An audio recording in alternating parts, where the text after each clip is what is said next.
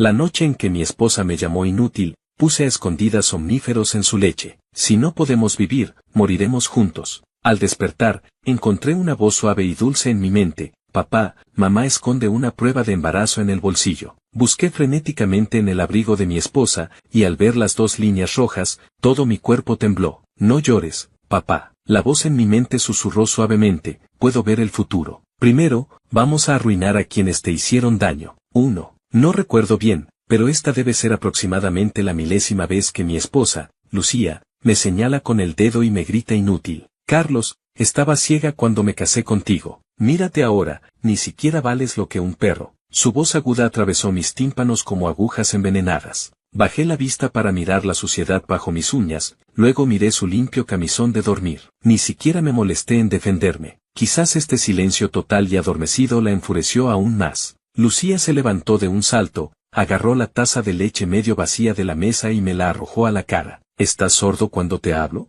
Inútil, me das asco. El líquido tibio corrió por mis mejillas hacia el cuello, dejando un rastro de olor a leche agria. Cerré los ojos, escuchando el sonido de sus tacones alejándose tac, tac, tac, y el portazo tremendo de la puerta del dormitorio. Al fin, el mundo estaba en silencio. En el silencio mortal, solo quedaba el latido lento y pesado de mi corazón en el pecho, cada latido cargado con el agotamiento de quien está al borde. Basta, realmente, basta. Lentamente, me limpié la leche de la cara. Me levanté con movimientos perezosos, caminé hasta el armario de la entrada, me agaché y saqué un pequeño frasco de pastillas del fondo. El médico dijo que ayudan a dormir bien. Tomé un puñado generoso, regresé al comedor y miré la taza de leche vacía que Lucía había dejado en la mesa, la suya. Durmamos, juntos. Molí cuidadosamente las pastillas hasta convertirlas en polvo, las mezclé con la leche que quedaba en el cartón, lo agité bien y luego serví un vaso completo para mí, bebiéndolo de un trago. Después de hacer todo esto, caminé tranquilamente hacia el sofá de la sala y me acosté, como en tantas otras noches en que me había echado del dormitorio. 2. Me llamo Carlos. En el pasado, mi familia era prominente y mis padres me adoraban, hasta que una conspiración comercial arrasó con todo. El día que la empresa quebró, mis padres se tomaron de las manos dentro del coche y se ahogaron en el río. Mi conciencia se desvanecía lentamente. No supe cuánto tiempo pasó hasta que, de repente, un débil haz de luz brilló en mi mente, dándome un calor infinito en ese momento al borde de la muerte. Inmediatamente después, mi conciencia confusa fue atravesada por una voz extremadamente tenue, con un dejo de timidez. Papá, pensé que estaba soñando. ¿Era una alucinación antes de morir? Papá, despierta. La voz se volvió un poco más clara, suave y dulce, como una pluma rozando suavemente el tímpano. Con gran esfuerzo, abrí mis pesados párpados. La luz del sol entraba a través de las rendijas de las cortinas. Era de día. Todavía estaba acostado en el sofá, cubierto con la misma manta fina de anoche. Me dolía la cabeza como si me fuera a estallar y la garganta la sentía seca y ardiendo. ¿No estaba muerto? ¿Y Lucía? Papá, la voz sonó de nuevo, esta vez con una ansiedad evidente, y además, parecía no venir del exterior, sino resonar directamente en mi mente. Ve a ver a mamá, rápido. Y en el bolsillo de mamá, esconde una prueba de embarazo. ¿Prueba de embarazo? Esas 3 palabras cayeron como un rayo en mi mente confusa. Salté del sofá de un salto. Como me levanté demasiado rápido, todo se oscureció frente a mis ojos. Tambaleándome, corrí hacia el dormitorio. Lucía dormía plácidamente, con una respiración uniforme y un rostro tan sereno como un ángel. Menos mal, estaba bien. Ah, sí, la prueba de embarazo, en el bolsillo. Mi corazón latía con fuerza, casi rompiéndome el esternón. Mis manos temblaban incontrolablemente mientras agarraba la chaqueta que ella había colgado en el respaldo de la silla y buscaba frenéticamente en los bolsillos. Nada, nada. Justo cuando estaba a punto de desesperarme, la yema de mi dedo tocó algo largo, delgado y duro de plástico en el bolsillo interior. Lo saqué. Era blanco, mostrando claramente 2 líneas rojas impactantes. Por un momento, toda la sangre de mi cuerpo pareció subir a la cabeza, para congelarse en el siguiente instante. Me quedé paralizado en el sitio, mirando fijamente esas 2 líneas rojas, como si no reconociera lo que eran. Una sensación de absurdo inmenso y un pánico agudo y tardío casi me destrozaron. ¿Un bebé? ¿Estaba embarazada? Anoche, cuando puse la medicina en la leche, en su vientre, quizás ya había. No llores, papá. En mi mente, aquella voz suave y dulce sonó de nuevo, con una extraña ternura que intentaba consolar. 3. ¿Quién está hablando? ¿Dónde estás? Tonto papá, soy yo, aquí mismo, en tu cabeza. Tu hija hermosa, adorable y buena. ¿Mi hija? No tengo una hija. ¿Son alucinaciones? ¿Efectos secundarios de las pastillas? Sacudí la cabeza. Tonto, no eres una alucinación. La niña dijo suavemente, soy real, solo que por ahora no tengo un cuerpo donde vivir, y soy tu hija biológica, La niña explicó. La taza de leche que mamá bebió anoche era muy fuerte, le hace mucho daño al cuerpo. Tuve que protegerla y absorber la mayor parte del efecto. Papá, ¿recuerdas lo que pasó con mamá hace una semana? Mis pensamientos retrocedieron una semana. Ese día, estaba entregando mercancía al Gran Hotel Paz. Al pasar por un salón privado, vi por casualidad a Lucía allí también. Vi a su mejor amiga, Paula, pasarle una copa de vino, su comportamiento era un poco extraño. Más tarde, Lucía tenía el rostro sonrojado y caminaba de manera inestable. Se fue rápidamente. Quizás, sí, fue esa copa. La niña continuó sus pensamientos. La tía Paula puso algo dentro, quería hacer quedar mal a mamá, o incluso, algo peor. Había preparado a un hombre esperando fuera de la habitación del hotel, pretendiendo llevarla a descansar. Mi corazón latía con fuerza. Pero apareciste tú, papá. La voz de la niña sonaba agradecida. Llevaste a mamá lejos de allí, la llevaste a casa, como siempre la has protegido. Después de llegar a casa, tuvieron relaciones, fue entonces cuando yo aparecí. Sentí un nudo en la garganta. ¿Protegerla? Si realmente la estaba protegiendo, ¿cómo podía no saber que estaba embarazada? ¿Cómo podía sospechar que me era infiel? ¿Cómo podía planearlo de anoche? Porque la tía Paula te ha estado enviando mensajes anónimos. La niña dijo con calma. Esas fotos de mamá siendo infiel fueron cuidadosamente preparadas por ella. Mamá nunca te traicionó. Mis manos comenzaron a temblar. ¿Cómo era posible? ¿Cómo podía saber todo esto esa voz? Porque estoy en el vientre de mamá y puedo ver algunos de sus recuerdos. Se llama conexión madre-hija. Y tu hija tiene habilidades muy fuertes. La niña respondió a su pregunta no formulada. O más bien, debería haber sido, pensó la niña en silencio. Aunque soy muy pequeña, puedo sentir todo. El amor de mamá, las dudas de papá, y el daño de esas medicinas. Mi cuerpo no puede soportar ese tipo de sustancias, me estoy muriendo poco a poco. Mi cuerpecito ya no aguanta, pero el alma necesita un lugar temporal para refugiarse, explicó la niña. Entre la vida y la muerte, sentí que tú también planeabas terminar con todo. Así que vine a tu mente, era la única opción. Mi vista se nubló,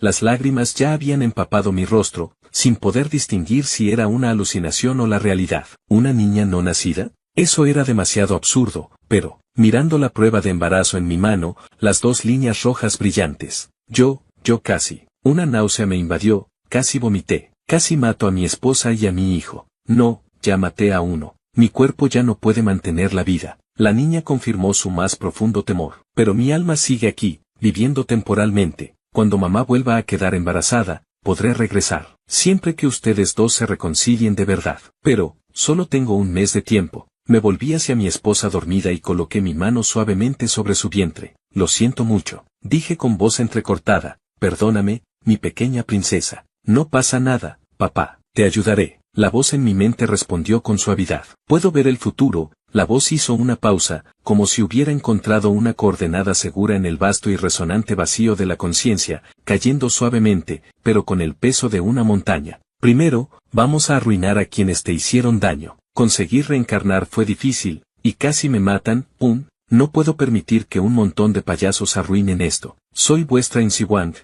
No, soy una chica, soy la emperatriz Wu Zetian. 4. Lucía, ¿estás despierta? Ella miró la prueba de embarazo en mi mano y con expresión de disgusto dijo, no es tuyo. Lo sé. Su expresión se congeló de repente. Me apresuré a añadir, sé que dices eso por la ira, ya lo sé todo. ¿Qué sabes tú? Divorciémonos, dijo con el rostro inexpresivo. Todavía no podía contarle que nuestra hija estaba en mi mente. Para cualquiera, eso sería simplemente increíble y me tomarían por loco. Mi objetivo ahora era reparar nuestra relación rápidamente. ¿Qué debía hacer? Al ver mi silencio, pensó que lo admitía y se levantó para salir. Me apresuré a decir, ahora que estás embarazada, no debes beber alcohol, cuídate. ¡Pum! El sonido de la puerta cerrándose. Entonces, la voz de nuestra hija resonó de nuevo en mi mente. Papá, en tu situación actual no vas a conseguir el amor de mamá. Primero tenemos que hacer algo grande en el mundo. ¿Qué hacemos ahora? El tiempo apremia, solo tienes un mes. Pregunté con remordimiento a mi hija. Primero voy a ayudar a papá a derrotar a sus enemigos y reconstruir su imperio. Veo un atisbo del futuro,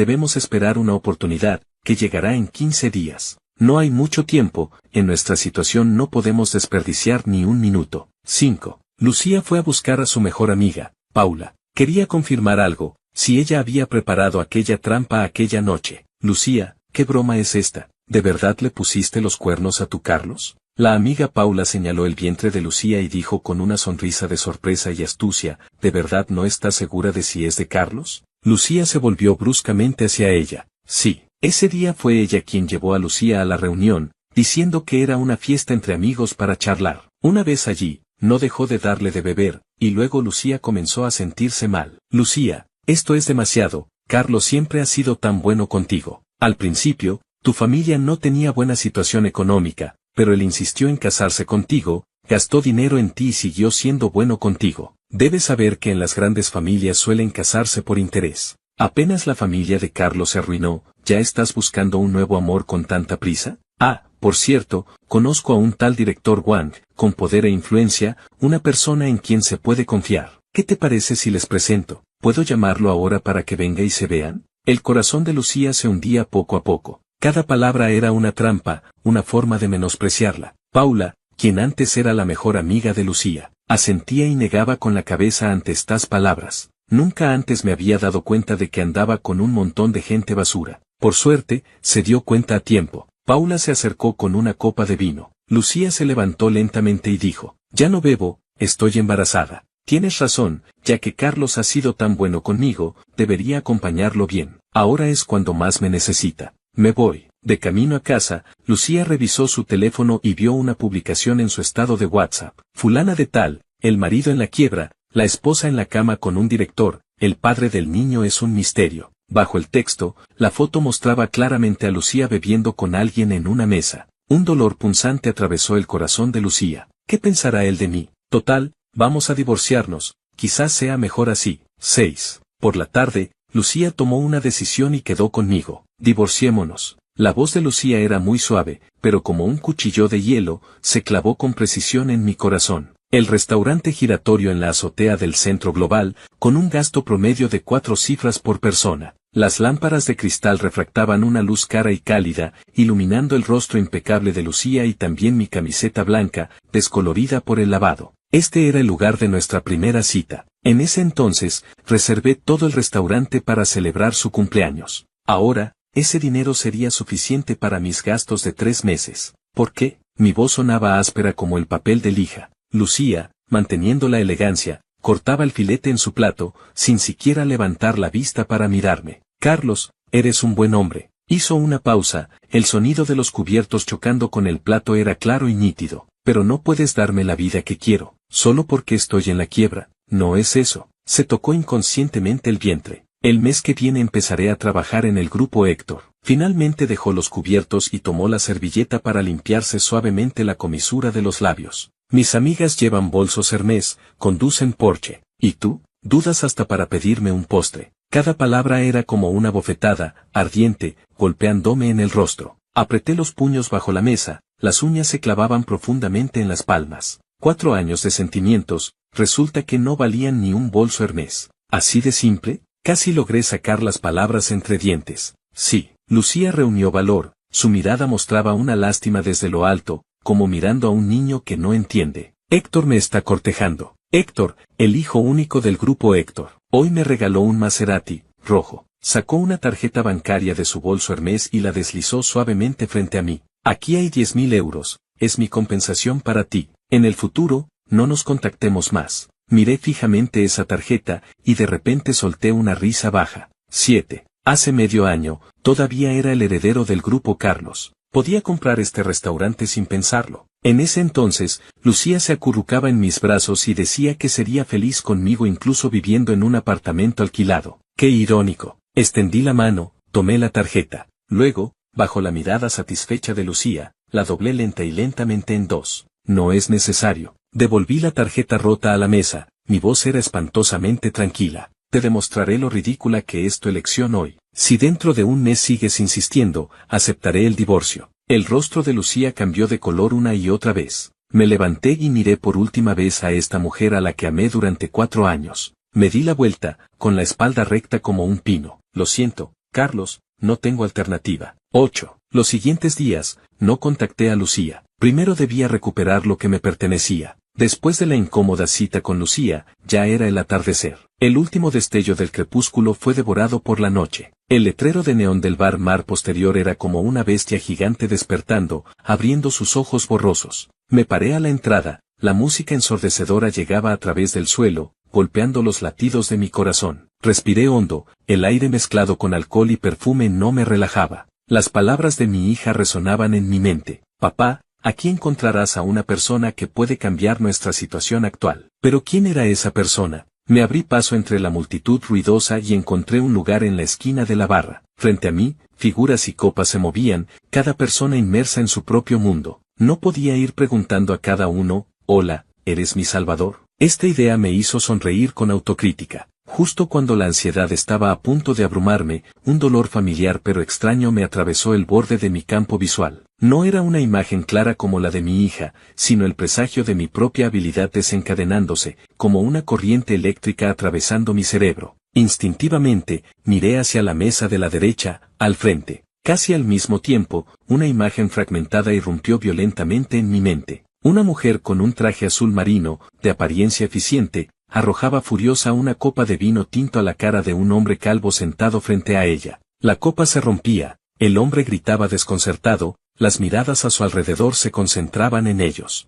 Inmediatamente después, 2 guardias de seguridad corpulentos la tomaban cada uno de un brazo y, sin miramientos, la acompañaban fuera de la puerta del bar. La imagen se congelaba en su mirada, mezcla de humillación y desesperación, mientras era empujada fuera de la puerta. El dolor de la premonición retrocedió como la marea, mi corazón latía con fuerza. Miré fijamente a esa mesa. Era ella, traje azul marino, en ese momento levantando su copa, mientras el hombre calvo frente a ella mantenía una sonrisa falsa. No había mucho tiempo. Según la premonición, el conflicto estallaría en unos minutos. Entendí al instante. La persona importante que mi hija mencionaba era esta señora a punto de caer en una situación desesperada, y el primer paso para ganarme su confianza era evitar que ocurriera ese desastre. Me levanté, me arreglé la camisa arrugada, y sin hacer ruido me abrí paso entre la multitud. Al pasar por el pasillo del baño, detuve rápidamente a un mesero, le di un billete y le dije algo en voz baja.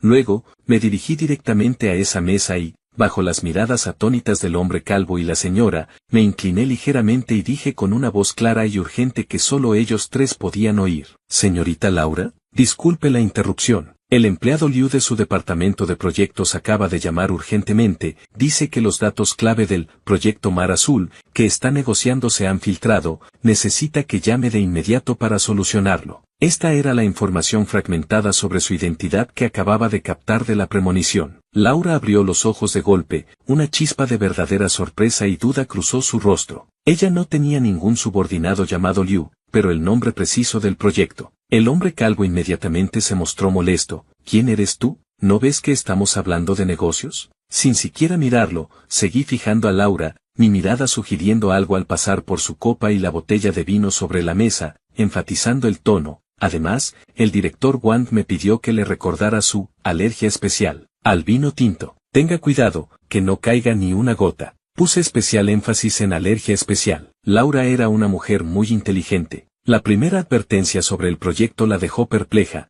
pero la segunda sugerencia sobre la alergia, combinada con el comportamiento del hombre frente a ella insistiendo en que bebiera, le hizo percibir al instante el olor de una conspiración. La mano con la que sostenía la copa se detuvo de inmediato. ¿Qué estás diciendo? El hombre calvo cambió de expresión e intentó agarrar el cuello de mi camisa. En ese momento, el mesero a quien había pedido ayuda llegó justo a tiempo, y su bandeja se inclinó accidentalmente, derramando media copa de agua helada sobre los pantalones del hombre calvo. ¡Ay, señor, lo siento, realmente lo siento! El mesero se disculpó repetidamente, la escena se volvió caótica por un momento. El hombre calvo, furioso, saltaba incómodo. Laura aprovechó esta oportunidad para, sin vacilar, dejar firmemente sobre la mesa la copa de vino que casi se llevaba a los labios. La borrachera y confusión en sus ojos fueron reemplazadas al instante por lucidez y frialdad. Se levantó y me dijo en voz baja, vámonos. Me hice a un lado, la protegí y salimos rápidamente de la mesa,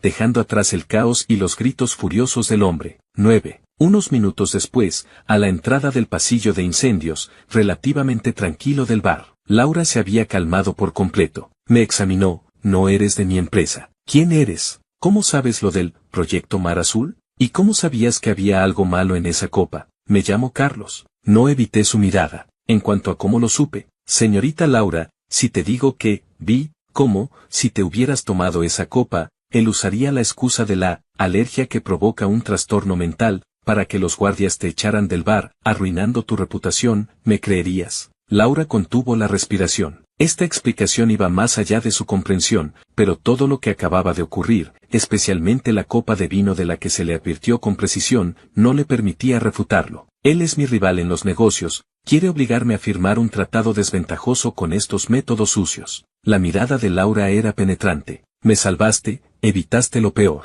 pero necesito más pruebas para contraatacar. Guardé silencio por un momento, como concentrando mi energía. Un momento después, levanté la vista. Mi mirada parecía cansada, pero mi tono era increíblemente seguro. En la capa interior del bolso de documentos a tu izquierda, hay un bolígrafo negro. Desenrosca el cuerpo, dentro hay una tarjeta de memoria micro. Toda la conversación de tu socio, esta noche, incluyendo la evidencia de que admitió manipular la copa, está ahí. Es su costumbre de coleccionar y también su confianza para controlarte. Aún no ha tenido tiempo de recuperarla. Laura, incrédula, sacó el bolígrafo. Sus dedos temblaron ligeramente al desenroscarlo. Efectivamente, dentro había una pequeña tarjeta de memoria. Levantó bruscamente la vista, su mirada hacia mí había cambiado completamente. De escrutinio y duda, a asombro, y un destello de ardiente esperanza al ver una oportunidad en la desesperación. Señor, Carlos, eligió cuidadosamente el título. Tú,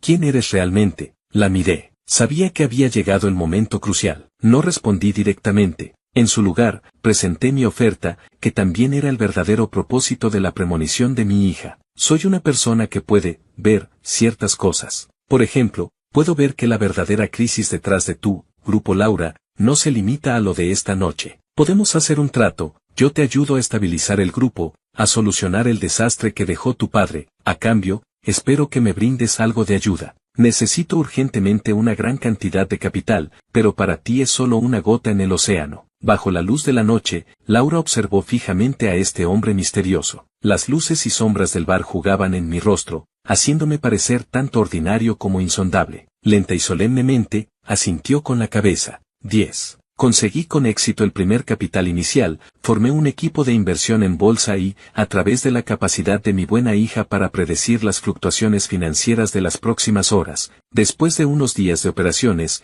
el activo total había alcanzado la asombrosa cifra de 2.000 millones de euros, equivalente al activo total de la empresa de mi padre en su mejor momento. 15 días después, escuchaba tranquilamente un fragmento de información futura que mi hija me daba. Dentro de 24 horas, el Grupo Cumbre lanzará la serie de productos para el cuidado de la piel Amanecer, con el concepto principal de renovación nocturna. La respuesta del mercado será muy buena y sus acciones subirán hasta el límite diario. Nunca olvidaría a ese tío que antes se inclinaba servilmente ante mi padre, con una falsa compasión en el rostro, pronunciando las 4 frías palabras, liquidación por quiebra. El hogar, esa fortaleza que contenía todos sus cálidos recuerdos, fue sellada con cinta blanca, como una enorme y vergonzosa cruz. Rafael, primero dile a los empleados que dejen de trabajar, que todos hagan un recuento del valor total de las acciones que tenemos actualmente, y me informen en 3 minutos. De acuerdo. Director Carlos, según el recuento, nuestro activo total actual ha alcanzado los 2.200 millones de euros. Bien, que todos se preparen, hoy es el día de la venganza. Con una fría sonrisa en los labios, marqué un número de teléfono guardado como tío Luis. Luis, quien fuera el mejor amigo de mi padre, también fue quien le clavó el cuchillo más profundo en la espalda cuando la empresa quebró, robó su último dinero para salvarse y lo humilló públicamente. Ahora era el director de marketing del Grupo Cumbre. Director Luis, la presentación de la serie, Amanecer, va a ser espléndida, ¿verdad? Mi voz era tranquila y serena. La voz de Luis al otro lado de la línea sonaba arrogante. ¿Carlos? Ja, tú, este inútil, ¿todavía tienes el descaro de buscarme? ¿Qué pasa? Tan pobre que no tienes que comer y vienes a pedirme un bocado. No, vengo a traerte un gran regalo, punto. Sonreí levemente. Recuerdo que hace 3 años, la serie, Belleza Nieve, del Grupo Cumbre fue retirada silenciosamente del mercado por exceso de metales pesados. ¿Siguen bien los archivos encriptados en el fondo del archivo? La voz de Luis se tensó. ¿Cómo podía saber él algo tan confidencial? No digas tonterías, no te pongas nervioso. Hablé despacio. Solo quiero jugar un juego contigo. En la presentación de mañana, quiero que admitas ante todos los medios cómo engañaste a mi padre y te apropiaste de los activos de nuestra empresa. De lo contrario, adivina si esos archivos encriptados, junto con la evidencia de que malversaste fondos públicos para apostar en Macao, aparecerán en el correo electrónico de cada periodista en el momento más álgido de la presentación. Al día siguiente, en el lugar de la presentación del Grupo Cumbre, las luces eran deslumbrantes. Luis estaba en el escenario, radiante, mirando a los periodistas inquietos en el público. En su interior, despreciaba mis amenazas, ya había hecho revisar todos los sistemas por el departamento técnico, todo estaba seguro. Justo cuando estaba a punto de anunciar el lanzamiento oficial de la serie Amanecer, ocurrió algo inesperado. Todas las pantallas del lugar, incluidos los canales de transmisión en línea, cambiaron bruscamente a un claro video de vigilancia de laboratorio. En las imágenes, Luis daba instrucciones frente a unos contenedores de materias primas: mezclen estos materiales viejos y contaminados en la línea de producción de Amanecer. Hay que deshacerse del inventario lo antes posible. El lugar entero estalló en conmoción. Inmediatamente después, las pantallas comenzaron a mostrar datos, los registros bancarios de Luis malversando fondos públicos, las grabaciones de sus tratos turbios con los proveedores, y un primer plano de su rostro pálido y sudoroso en ese momento. Al mismo tiempo, llegó mi segunda llamada. Mi voz, a través del teléfono de Luis que olvidó colgar y que estaba conectado al sistema de sonido del lugar, se escuchó para todos. Director Luis, te di la oportunidad de salvar las apariencias. Ahora, el juego sube de nivel. No me detuve. Utilizando la premonición de mi hija sobre las fluctuaciones financieras de las próximas horas, movilicé todos los fondos disponibles y lancé un golpe mortal contra las acciones del Grupo Cumbre en el mercado de valores. Había hecho ventas en corto de las acciones del Grupo Cumbre de antemano. Cuando el escandaloso escándalo de materias primas contaminadas y ejecutivo traicionando la confianza se extendió como un virus, el precio de las acciones del Grupo Cumbre se desplomó como una avalancha. La venta de pánico arrasó instantáneamente todo el mercado. En una hora, el valor de mercado del Grupo Cumbre se evaporó en miles de millones. Luis no solo fue detenido en el acto por la policía, sino que, debido a su excesiva confianza anterior, había apostado toda su fortuna e incluso enormes fondos apalancados en que las acciones de la empresa subirían. Ahora enfrentaba la liquidación forzosa. Los teléfonos de los bancos reclamando deudas no paraban de sonar, sus activos fueron congelados instantáneamente. Pasar del momento más brillante de su vida a ser un prisionero endeudado y en quiebra le tomó apenas una hora. Profundamente en la noche, dentro de la oficina, miré el titular de las noticias: el colapso del Grupo Cumbre, el exdirector Luis podría enfrentar décadas de prisión. Mi rostro no mostraba alegría ni tristeza. En ese momento, mi hija envió un nuevo mensaje. El hombre más rico de Ciudad J, Santiago, dentro de 72 horas, su hijo único provocará un grave accidente automovilístico que causará 3 muertes, y utilizará su influencia para evadir completamente la responsabilidad. El nombre Santiago brillaba rojo y doloroso ante mis ojos. Ese era precisamente el responsable de llevar a mi padre a la muerte, lo que finalmente causó la destrucción de mi familia. La última niebla de duda desapareció de mis ojos, reemplazada por un frío fuego. Después de lo ocurrido, Santiago fue arrestado por sobornar a funcionarios del gobierno. Sumado a sus acciones turbias anteriores, todo salió a la luz de una vez. 11. Pasaron más de medio mes. Recordé que Lucía había mencionado al grupo Héctor. Lucía, haré que cambies de opinión. Por nuestra hija, no me rendiré. Rafael, notifica a todos que hay una reunión, deben estar presentes en 3 minutos. Sí, director Carlos. Después de la reunión, todos deben vender las acciones que tengan y convertirlas en efectivo. A partir de ahora, concentraremos toda nuestra atención en el grupo Héctor. Quiero convertirme en el mayor accionista en una semana. A partir de ahora, todos sigan mis instrucciones. Recuerden, todas las acciones deben ser secretas, no podemos alertar al enemigo. Una cacería capitalista meticulosa había entrado silenciosamente en su fase final. A través de un intermediario, conocí casualmente al director técnico, el viejo José, quien había sido marginado por Vicente. Durante una conversación fortuita tomando té, no mencioné ningún tipo de cooperación, solo comenté con pesar. José, he leído su artículo sobre las baterías de nueva energía, su visión es realmente admirable. Lástima que algunas empresas solo se fijen en los informes financieros a corto plazo, dejando a un lado las verdaderas joyas. Una sola frase tocó la más profunda frustración en el corazón del viejo José. Posteriormente, invertí en el proyecto personal del viejo José, inyectando fondos suficientes para resolver los problemas económicos de su familia. ¿El costo? Solo mantener silencio u oponerse oportunamente en ciertas reuniones de decisiones técnicas sin importancia. La subdirectora financiera del grupo Héctor, Violeta, estaba inquieta después de descubrir accidentalmente un flujo de fondos irregular en la empresa.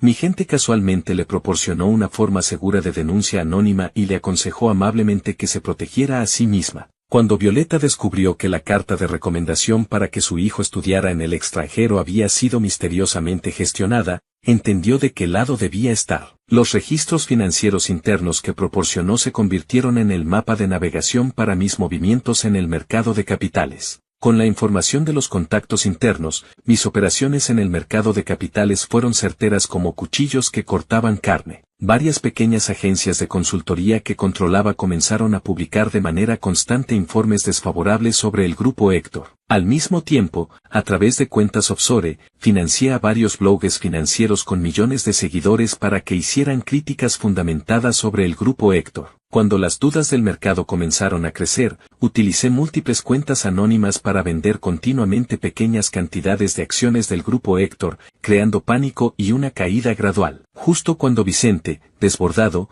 anunció un enorme plan de recompra para estabilizar el precio de las acciones, logré mi verdadero objetivo. A través de docenas de empresas pantalla y fondos aparentemente sin relación alguna, comencé a comprar acciones silenciosamente a un precio bajo. 12. Papá, mañana el grupo Héctor celebrará una junta general extraordinaria de accionistas. Oh, JE, parece que es hora de hacerse cargo del grupo Héctor. Dentro de la sala de reuniones, Vicente aún hacía sus últimos esfuerzos para calmar a los accionistas, cuando de repente la puerta se abrió. Un hombre con un maletín entró con calma. Ignorando la expresión de sorpresa que se transformaba en ira en el rostro de Vicente, caminó directamente hacia el otro extremo de la larga mesa. Director Héctor, buenos días. La voz del hombre era tan tranquila como si estuviera charlando. ¿Quién es usted? ¿Qué hace aquí? Largo. Vicente se levantó golpeando la mesa. El hombre asintió levemente. Dio un paso adelante, abrió el maletín y colocó suavemente un documento sobre la mesa. Según los certificados de acciones que poseemos y los acuerdos de delegación de derechos de voto firmados con varios accionistas presentes aquí, la voz del hombre era clara y fría. Mi jefe, el señor Carlos, me ha delegado para informar que actualmente controla, directa e indirectamente, el 31.5% de las acciones del grupo Héctor, siendo el accionista único más grande de la empresa. Según los estatutos de la compañía, tiene derecho a asumir inmediatamente el cargo de presidente de la junta directiva. La sala de reuniones quedó en un silencio mortal. Varios accionistas que originalmente eran cercanos a Vicente bajaron la cabeza en silencio. Ya habían tomado su decisión entre el precio más alto que yo ofrecía y un futuro más prometedor. Vicente palideció, tembloroso, tomó el documento como si sostuviera un hierro ardiente. No podía entender quién era este señor Carlos, cómo había logrado mover tan misteriosamente los cimientos de su imperio. ¿Quién es su jefe? ¿Dónde está? Nuestro jefe hoy tiene asuntos que atender y no puede venir. Ah, y nuestro jefe pidió que le diera sus saludos a Lucía. Que le diga que su nuevo jefe quiere invitarla a almorzar mañana al mediodía a las 12. El lugar es el restaurante giratorio del Centro Global. El señor Carlos también dijo que si no viene, ustedes asumirán las consecuencias. 13. Al día siguiente, al mediodía, el restaurante giratorio del Centro Global brillaba con la luz de sus lámparas de cristal, como un sueño irreal construido con dinero, luz y sombras. El aire estaba impregnado del aroma profundo de los puros, el perfume de las damas de la alta sociedad y un olor más desnudo aún, la mezcla de poder y estatus. Hoy, Lucía se había arreglado con esmero, moviéndose entre la multitud con una copa en la mano. ¿He oído que el nuevo director ejecutivo vendrá hoy?, preguntó a su colega a su lado. La colega sonrió misteriosamente. Sí, dicen que es alguien que apareció de la nada, muy misterioso, nadie lo ha visto. La puerta del salón de banquetes se abrió de repente. Bajo los focos, un hombre entró con paso pausado. Caminaba con calma, llevando a propósito una chaqueta oscura, algo desgastada por el uso,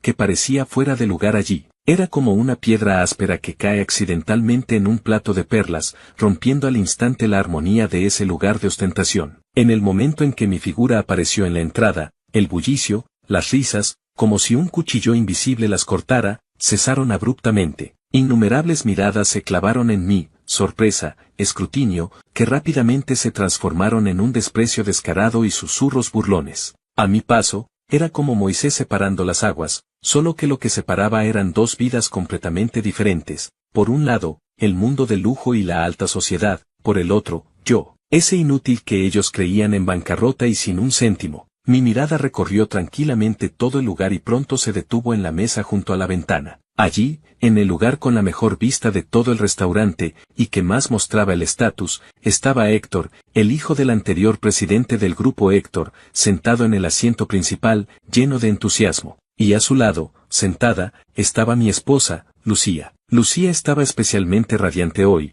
con un vestido de noche ajustado que delineaba sus curvas. Solo que en el instante en que me vio, la sonrisa en su rostro se congeló de repente, y el color desapareció poco a poco de sus mejillas. Caminé directamente hacia allí, deteniéndome frente a esa enorme mesa. ¿Carlos? Lucía se levantó de un salto, su voz temblaba apenas perceptiblemente, bajando el tono hasta que casi solo nosotros podíamos oírla. ¿Tú, qué haces aquí? Este no es un lugar para ti, vete. Su mirada evitaba la mía, llena de urgencia, inquietud y un miedo que ni ella misma percibía ante lo que podría ocurrir. Héctor soltó una risa burlona, balanceando con descaro la copa de cristal que sostenía en la mano, donde el vino rojo oscuro ondulaba peligrosamente. Me examinó de arriba abajo con una mirada que parecía inspeccionar basura. Vaya, si no es el exmarido de nuestra bella Lucía. Puso especial énfasis en la palabra ex, provocando risas contenidas entre los accionistas y ejecutivos de las mesas cercanas que dependían de la familia Héctor.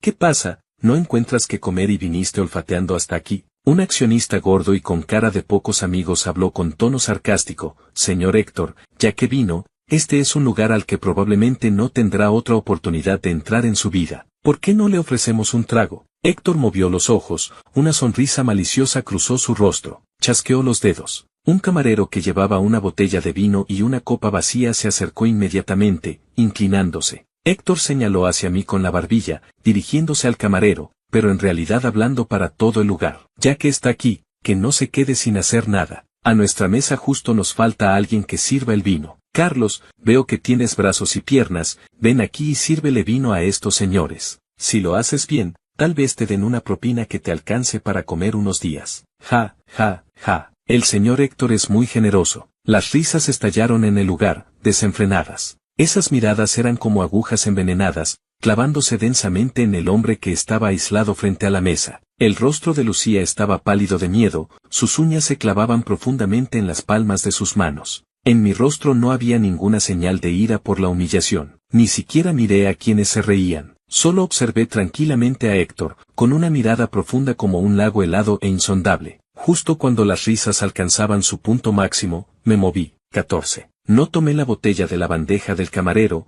ni huí avergonzado como todos esperaban. Solo caminé sin prisa hasta quedar frente a Lucía, mirando a esta mujer de rostro pálido y mirada compleja. Lucía, mi voz era grave y clara, con una fuerza indudable. En el pasado, me equivoqué muchísimo. Hoy no vine a suplicar perdón, sino a compensar, a cumplir con todo lo que un esposo debería haberle dado a su esposa. Te he preparado 3 regalos. El primer regalo. Incliné ligeramente la cabeza. La puerta del restaurante se abrió justo en ese momento. No era el espectáculo esperado de un camarero empujando un carrito de flores, sino que todas las enormes cortinas de las ventanas se abrieron lentamente. Afuera, justo frente al restaurante, toda la plaza del jardín central había sido cubierta por un mar de rosas rojas ardientes como el fuego. 9.999 rosas se extendían en patrones geométricos perfectos, ardiendo con una belleza desgarradora bajo el sol de la tarde. Y en el centro mismo del jardín de rosas, una plataforma de exhibición transparente,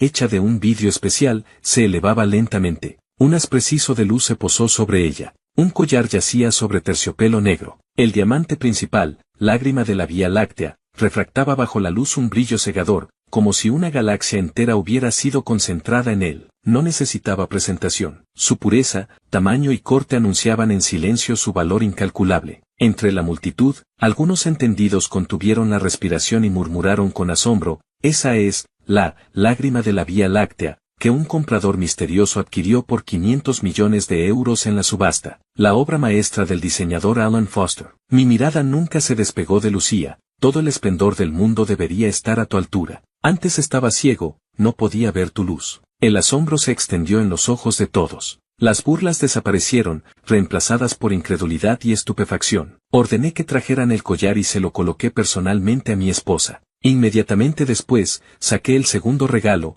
una caja de madera de sándalo, aparentemente común, pero exquisitamente elaborada. Abrí la caja. Dentro no había joyas, sino una hoja de papel con un suave brillo. El segundo regalo es una carta. Mi voz de repente adquirió un temblor apenas perceptible. Este pequeño cambio hizo que Lucía, que hasta entonces había intentado mantenerse serena, levantara la vista. De parte de nuestra hija. Zumbido. Lucía sintió que su mente se quedaba en blanco. ¿Hija? ¿Cuándo he tenido yo una hija? ¿Esa pequeña vida que solo existía en sus breves sueños y percepciones vagas? 15. Con mucho cuidado, desdoblé la carta. Mis nudillos estaban blancos por la fuerza con que la sostenía. Empecé a leer. Mi voz no era alta, pero cada palabra golpeaba como un martillo en el corazón de Lucía, y en el de todos los que escuchaban a escondidas. Querida mamá, cuando leas esta carta, puede que te parezca muy extraño, pero por favor, cree que esta es una carta escrita por una hija que nunca has visto, pero que te ha amado profundamente desde siempre. La respiración de Lucía se detuvo bruscamente. Se llevó la mano a la boca, sus ojos se enrojecieron al instante. Recordó la noche desgarradora de hace medio mes. Esa noche en la reunión, la tía Paula te dio una copa de vino con algo. Por suerte, papá apareció y te llevó lejos de allí, como un caballero de cuento de hadas. Esa noche, al llegar a casa, se abrazaron y fue en ese momento cuando mi alma se encendió, fue su amor lo que me dio existencia. Pero después, papá comenzó a dudar de ti, por la conspiración de la tía Paula, esas fotos falsas. Finalmente, una noche, en la copa de leche que bebiste, sentí que había algo malo. Sabía que aún era muy pequeña, que tal vez no podría soportarlo, pero tenía más miedo de que tú sufrieras daño. Así que usé todas mis fuerzas para protegerte, absorbí esas cosas malas. Ahora, mi alma vive temporalmente en la mente de papá. Papá ahora lo sabe, está muy arrepentido y también te ama mucho. Fui yo, esa noche, quien corrió hacia la mente de papá, que estaba a punto de rendirse, y le dije que mamá lo necesitaba, que yo lo necesitaba. Mamá, dale otra oportunidad a papá, dénsela a ustedes mismos, ¿de acuerdo? Tengo tantas ganas de llamarlos verdaderamente papá y mamá. Estoy aquí esperando el día en que vuelvan a tomarse de la mano. Entonces, podré regresar verdaderamente a su lado, tu hija que te ama para siempre. Escrito en la mente de papá. Mi voz se quebró, pero me esforcé por controlarme, y finalmente terminé de leer la carta de mi hija. En el restaurante reinaba un silencio sepulcral. Aquellos que antes se habían burlado de mí, diciendo que estaba loco o que tenía alucinaciones, ahora permanecían mudos, con el rostro ardiente de vergüenza. Los detalles descritos en esta carta, esa emoción sincera que trascendía la realidad, hacían que cualquier burla pareciera increíblemente fea y patética. Lucía ya estaba bañada en lágrimas. Me miró, sus ojos llenos de una inmensa conmoción, tristeza y un destello de esperanza renaciente. En ese momento, saqué el tercer regalo, un sencillo sobre de papel marrón. 16. Justo en ese momento, el abogado de gafas doradas que había sido ignorado por todos, sentado en un rincón, se levantó y caminó con calma hasta mi lado. Frente a todos, con una voz clara y serena, anunció: en vista de las dudas sobre la identidad del señor Carlos, yo, como abogado principal del bufete de abogados Lee, actuando bajo el pleno poder del mayor accionista y nuevo presidente del Grupo Héctor, declaro formalmente: el señor Carlos, a través de procedimientos legales, ha adquirido y posee el 35% de las acciones del Grupo Héctor, convirtiéndose en el único controlador real y nuevo presidente del Grupo Héctor. Los documentos legales relevantes y los certificados de acciones están todos aquí. Las palabras del abogado cayeron como un trueno, estallando en el silencioso restaurante. ¿Qué? Imposible. ¿El nuevo presidente es él? ¿Ese Carlos? Héctor se levantó de un salto, con el rostro blanco como el papel. Mentiras. Eso es imposible. ¿Cómo no lo sabíamos? No miré a nadie. Solo coloqué suavemente, con solemnidad, ese documento pesado que representaba una autoridad suprema frente a Héctor. Levanté la vista. Mi mirada, como un frío foco de luz, recorrió lentamente el rostro de Héctor, que en un instante había perdido todo color, lleno de horror e incredulidad, pasó por los ojos de Lucía, desorbitados por la extrema conmoción y sin palabras, y finalmente grabó en mi memoria cada rostro que momentos antes se había burlado de mí descaradamente. Mi voz no era alta, pero resonó claramente en el restaurante, donde se podía oír caer un alfiler. Cada palabra tenía el peso de una montaña. A partir de ahora, el grupo Héctor está bajo mi control. Hice una pausa breve, observando cómo la copa de cristal de lujo en la mano de Héctor comenzaba a temblar violentamente, el vino a punto de derramarse. Y, en cuanto a si ustedes conservan o no sus puestos en el grupo Héctor, la comisura de mis labios esbozó una sonrisa tenue, pero helada hasta el extremo. Lo decidiré yo. 17. Después de que los guardias de seguridad se llevaran a Héctor y entre los halagos de un grupo de personas, el almuerzo llegó lentamente a su fin. Dentro del coche, yo sostenía el volante. Lucía, en el asiento del copiloto, miraba de lado por la ventana el fluir de los Nians.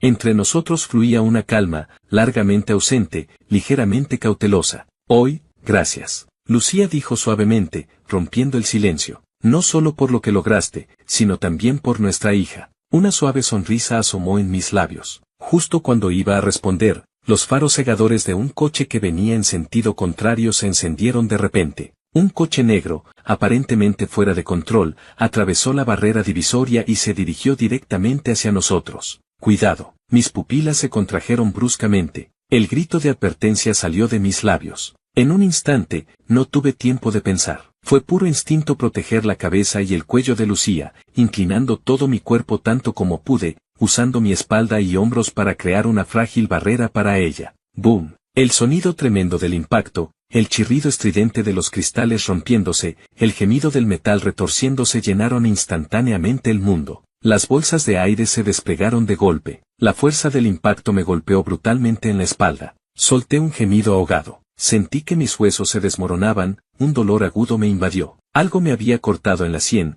un líquido tibio comenzó a fluir instantáneamente, nublando la visión de un ojo. Carlos. Lucía, protegida por mí, aunque asustada y sacudida por el impacto, no resultó gravemente herida. Sintió el cuerpo que la protegía volverse rígido de repente y recibir el golpe, y gritó asustada, su voz temblorosa y llena de llanto. El impacto cesó. El mundo cayó en un silencio extrañamente mortal, solo interrumpido por el chirrido agudo de la alarma del coche. Carlos, Carlos, ¿estás bien? No me asustes. La voz de Lucía temblaba incontrolablemente, las lágrimas brotaron al instante. Intentó torpemente limpiar la sangre de mi rostro, pero temía lastimarme, sus manos se quedaron suspendidas en el aire, sin saber qué hacer. Ese miedo que le apretó el corazón de repente, que casi le impedía respirar, superaba cualquier dolor causado por discusiones o malentendidos anteriores. Abrí los ojos con esfuerzo, intentando esbozar una sonrisa tranquilizadora, pero el movimiento me causó dolor en la herida, y aspiré aire frío. No, no pasa nada, no llores. Mi voz era ronca y débil. Estás sangrando mucho. ¿Por qué tuviste que protegerme así? ¿Y tú qué? Lucía hablaba atropelladamente, llorando, mientras sacaba su teléfono con manos temblorosas y marcaba con dificultad el número de emergencia. Al reportar nuestra ubicación, se interrumpió varias veces por los sollozos. Lucía, la llamé débilmente, levantando con esfuerzo mi mano izquierda, que no estaba herida, y posándola suavemente sobre el dorso de su mano, fría y temblorosa. No tengas miedo. En serio, estoy bien. Cállate. Conserva tus fuerzas. Lucía me gritó con voz entrecortada por el llanto, apretando fuertemente mi mano con la suya. En ese momento, todas las defensas que había levantado por el distanciamiento pasado se derrumbaron ante el miedo en el borde de la muerte y esta sangre roja y brillante. Solo sabía que no podía perderme, definitivamente no. Finalmente llegó la ambulancia. El personal médico me subió en una camilla. Lucía me siguió de cerca, sin separarse ni un paso, sin soltar mi mano. Carlos, aguanta. Tenemos muchas cosas que aclarar, no te permito que te pase nada. En la ambulancia que avanzaba a toda velocidad, Lucía miraba mi perfil pálido. Esos momentos en que la protegí con mi cuerpo, mi mirada débil pero aún intentando consolarla primero, como una corriente cálida, derritieron completamente el último trozo de hielo que se interponía entre nosotros. No porque me hubiera convertido en el nuevo director del grupo Héctor, exitoso y brillante, sino porque, en ese momento crítico entre la vida y la muerte, sin dudarlo, le había dado la esperanza de vivir. El peligro, como un cincel cruel, había quebrado la fría corteza exterior, revelando el verdadero sentimiento que nunca había cambiado en el interior. 18. En el hospital, después de los exámenes, tenía una fisura en el brazo y múltiples contusiones en el cuerpo. Por suerte, eran solo heridas externas. El brazo necesitaba yeso y debía permanecer en observación en el hospital. ¿Te duele? Cada vez que hacía algún movimiento, ella preguntaba casi por instinto, frunciendo ligeramente el ceño, como si el dolor también la alcanzara a ella. Mi voz era baja por la debilidad,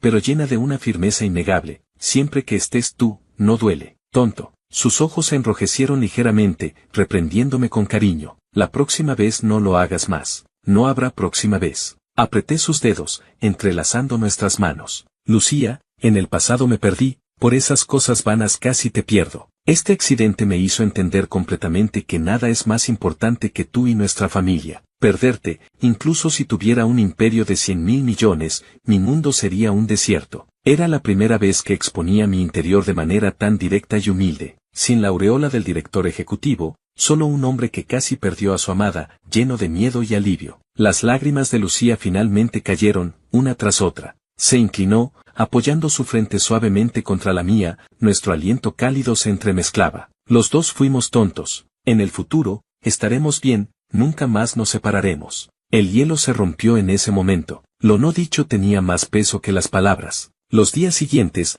Lucía dejó todo su trabajo y se dedicó por completo a cuidarme en el hospital. En el aire impregnado del olor a medicamentos, una dulzura y tranquilidad, recuperadas después de perdidas, comenzaron a brotar en silencio, más profundas y ricas que durante el enamoramiento. En el último día del mes, insistí en ser dado de alta. Ese día, el sol brillaba justo bien. Aunque aún tenía el brazo escayolado, mi energía ya se había recuperado. Abrí personalmente la puerta del coche, protegiendo la cabeza de Lucía mientras se sentaba. Cada detalle mostraba aprecio. El coche no regresó a nuestra fría y vacía casa, sino que se dirigió a un lujoso apartamento en la planta más alta del centro de la ciudad. ¿Esto? Lucía estaba confundida. Nuestro nuevo comienzo. Sonreí, tomándola de la mano para entrar al ascensor. En el momento en que la puerta se abrió, Lucía quedó boquiabierta. El apartamento tenía una vista excelente, podía ver el brillante paisaje nocturno de la ciudad. En la sala no había luz principal encendida. Sobre la larga mesa de comedor, unos elegantes candelabros de plata sostenían velas con una llama cálida. El vino en las copas de cristal brillaba,